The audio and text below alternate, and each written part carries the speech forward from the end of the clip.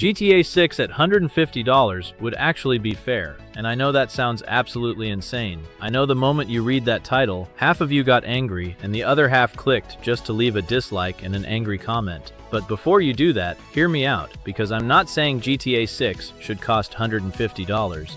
I'm not even saying I want it to cost $150. What I'm saying is that if you look at the actual economics, the development costs, the content value, and what you're actually getting for your money, $150 could be economically justified. And yes, I understand games are already too expensive for most people. I get that $70 feels like a lot. But here's what this video is going to show you. We're going to break down what it actually cost Rockstar to make GTA 6, what you're actually receiving in terms of content and value, and how game pricing compares to every other form of entertainment when you do the math honestly. This isn't about defending corporate greed. This is about understanding the economics of modern game development. And here's the thing that's going to make you even more upset. At $70, GTA 6 is probably underpriced based on what you're actually getting. Now you're definitely going to disagree with me, and that's completely fine.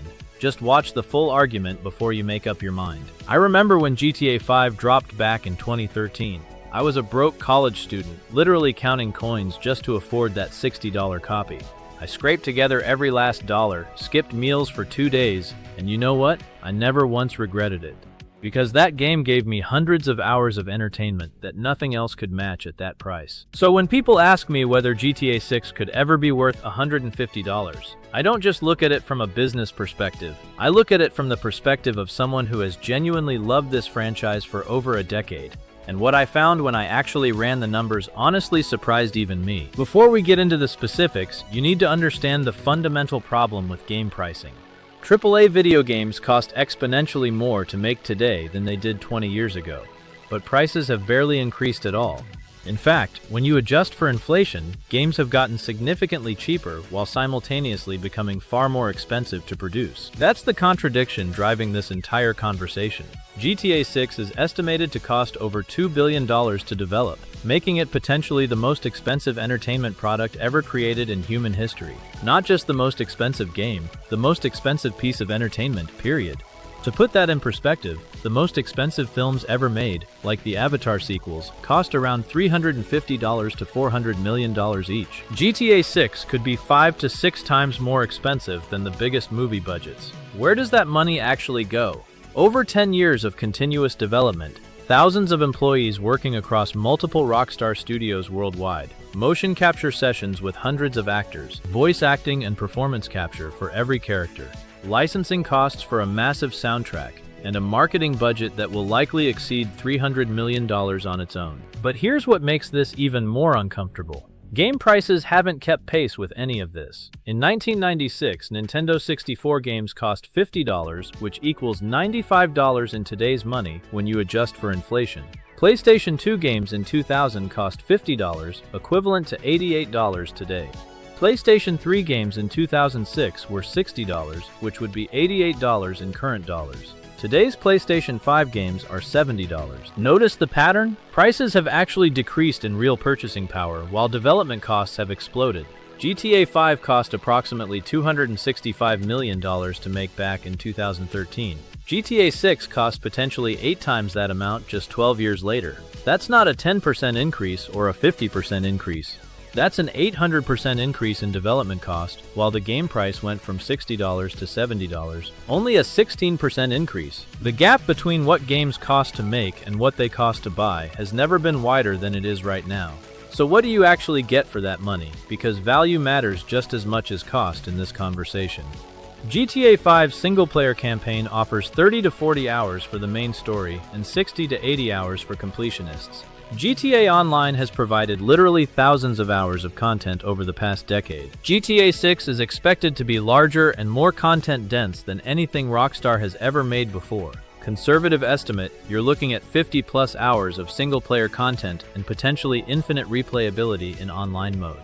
Now let's do the cost per hour math that nobody wants to talk about honestly. A $70 game with 50 hours of content costs you $1.40 per hour of entertainment. A $150 game with the same content costs $3 per hour. Compare that to a movie ticket at $15 for 2 hours. That's $7.50 per hour. A theme park costs over $100 for maybe 8 hours, that's over $12 per hour. A concert ticket runs $80 to $200 for 3 hours, that's $25 to $65 per hour. Even at $150, GTA 6 would still be cheaper per hour than almost anything else you spend money on for fun. And it's not just about hours. Every mission is crafted with film-level production values, thousands of lines of professionally acted dialogue, an original score plus licensed music costing tens of millions, and environmental storytelling in every corner of the world. This isn't filler content. This is blockbuster quality experience from start to finish. Then there's the long-term value that most people completely ignore. GTA 5 launched in 2013, and people are still actively playing it in 2025. That's 12 years of entertainment from a single purchase. If GTA 6 follows the same pattern, you could be playing this game for the next decade easily. Let's break that down simply. $70 spread over 10 years is $7 per year. $150 spread over 10 years is $15 per year. That's still less than one single month of Netflix. And you're not just buying one experience. You're buying a complete single-player campaign, an evolving multiplayer platform, unlimited sandbox gameplay, and a social experience to share with friends. You're not purchasing a game.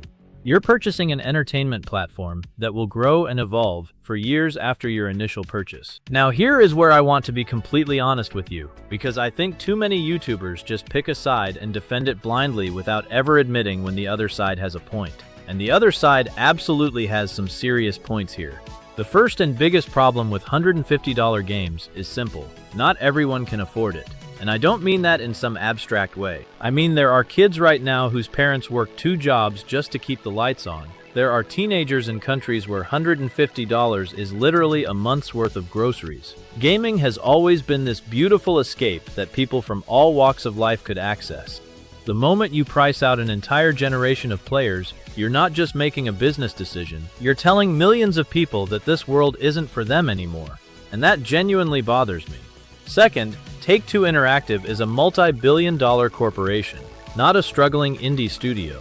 GTA 5 has already generated over $8 billion in total revenue.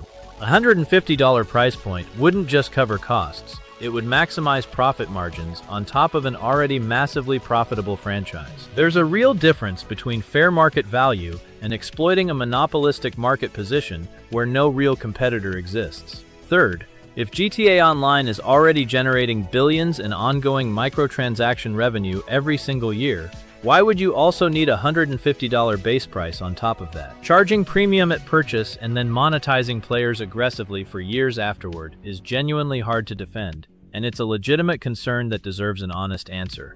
So where does this leave the industry going forward? Because GTA 6's pricing decision will set a precedent that affects every game released after it. If GTA 6 launches at $150 and succeeds, other publishers will absolutely follow immediately. Call of Duty, Assassin's Creed, The Elder Scrolls, every major franchise will start testing higher price points within months. We could see an industry-wide shift to $100 to $150 standard pricing within 5 years. What we're likely heading toward is a 2-tier future. Premium AAA games at $100 to $150 for massive open-world experiences. Mid-tier games at $40 to $70 for more focused, shorter experiences. And free-to-play with aggressive monetization for everything else. The $70 standard price that has defined gaming for years might simply disappear entirely within this generation. My actual prediction is that GTA 6 will launch at $70 to $80 standard. But the deluxe edition will be $100 to $120, and the ultimate edition will hit $150 or more with bonus content and in-game currency. They'll test premium pricing without fully committing and watch how the market responds. And if those expensive editions sell well, GTA 7 might launch at $100 to $150 as the standard price with no hesitation at all. So here's my honest final take after all of this. Is $150 economically defensible for GTA 6? Yes, the math genuinely supports it based on development costs and content value. Is it morally defensible? That's much harder to argue. Should Rockstar actually do it? Probably not, even though they could justify it on paper. Game industry economics are fundamentally unsustainable at current pricing levels, and something has to change eventually. Either prices go up, development costs come down, or monetization increases further. There's no perfect solution, and consumer expectations, corporate profits, and developer welfare are all pulling in different directions at the same time. Economics isn't ethics. Something can make complete financial sense and still be the wrong choice for the industry and the people who love it. I just wanted you to understand the math honestly before dismissing it entirely. Now let me know in the comments, what's the maximum you'd personally pay for GTA 6 and what would it need to include to justify that price for you?